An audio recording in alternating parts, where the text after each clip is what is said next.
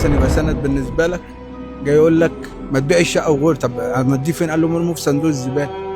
قال له مرموا في صندوق الزباله. اوكي. انا اسمع على لطفي مسيحي. مسيحي؟ اه. انت برضه حضرتك مسيحي؟ مينا؟ احسن ناس. طيب يعني اخواتي، هتشرف بيكوا طبعا. طب ممكن تعرف تنزل تقف؟ مش هعرف، بس ممكن يعني انزل لك رجلي. في حاجه ولا ايه؟ انا عامل عمليه بتر هنا. تعمل ايه؟ عامل بتر في رجلي اليمين والاشتراك كله.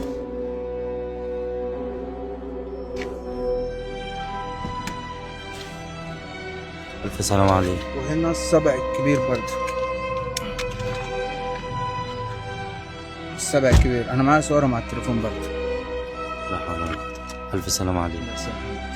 بص حضرتك، انا جات لي جلطة من اول رمضان. اخواتي خدوا ودوني مستشفى الدمرداش قالت لي دي بتر من هنا ودي بتر من هنا.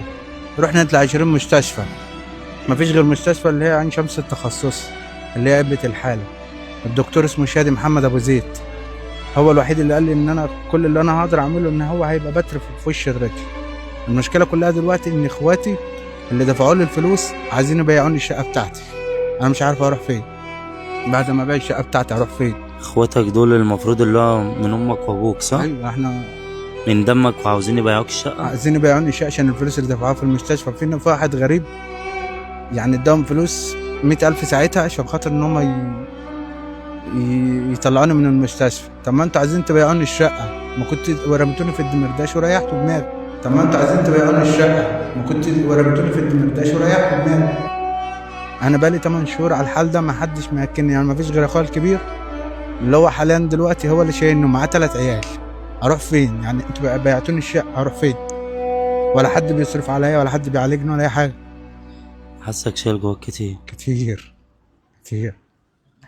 ما حد يعني. ليلة اخويا بامانه انا كنت اترميت في الشارع. والدي جاي الاسبوع اللي فات بيقول لي ما تبيع الشقه وغرفه داهيه، عايزين نسد فلوس الناس. ابوك؟ ايوه. ممكن اواجهك بيه. قال لي ما تبيع الشقه، خلي الناس تاخد فلوسها وغرفه داهيه. طب اروح فين؟ قال لي ماليش دعوه. انت بتعيط ليه؟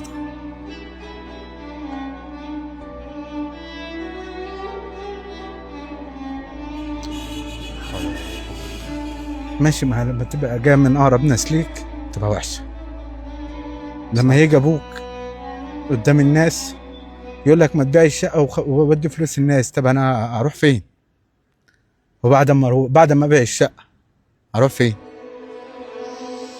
هو انا من ساعه ما عملت العمليه دي يعني انا ما معيش حاجه تاكلني عيش. يعني واحد بيساعدني مره ما بيساعدنيش التانيه، اللي بيساعدني النهارده ما بيساعدنيش التانيه. انا يوميا بغير، يوم يعني الدكتور قال لي غير يوميا. انا مش من قله الفلوس بغير يوم ويوم لا. طب انا عايز افهم حاجه، انت متجوز؟ لا. اتجوزتش؟ انا حياتي على قد يعني. تعبت لغايه ما بنيت الشقه بتاعتي، شقتي متشطبه يعني. انت كنت شغال ايه اصلا؟ انا كنت سواق توك توك. المفروض والدك اساسا يبقى سند بالنسبه لك، جاي يقول لك ما تبيع الشقه وغير. طب اوديه فين؟ قال له مرموا في صندوق الزباله. ابوك بيقول لك؟ والله قالها كده. يقول على ابنك؟ قالها لعمامي. طب ابنك ده هيروح فين؟ قالوا له يترمي في صندوق الزباله، ماليش دعوه بيه. اللي بيساعدني النهارده ما بيساعدنيش التانيه. يعني غيراتي اللي لما واحد بيكرمني مثلا بيديني مثلا حاجه بعرف اغير، غير كده ما فيش والله. لو بص انت جيت مفاجاه. بس حضرتك ده الأنسولين اللي انا بمشي بيه ده خلصان. بس حضرتك ده يا دوب خلاص هيكفيني يومين.